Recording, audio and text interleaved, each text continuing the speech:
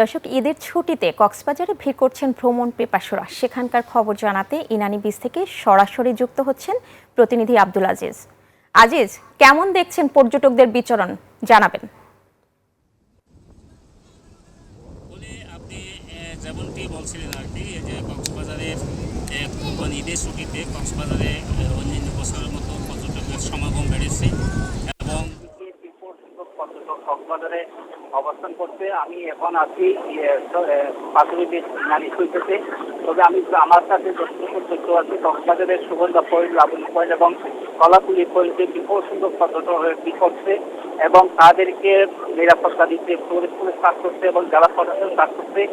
এবং ব্যবসায়ীরা বলছেন আগামী আরো কয়েকদিন ছুটি বাকি রয়েছে, এই ছুটিতে আরো বিপুল সংখ্যক পর্যটক কক্সবাজারে অবস্থান করবেন বলে আমাদেরকে জানিয়েছেন। এই ছিল কক্সবাজারের। আজিজ, আপনাকে ধন্যবাদ।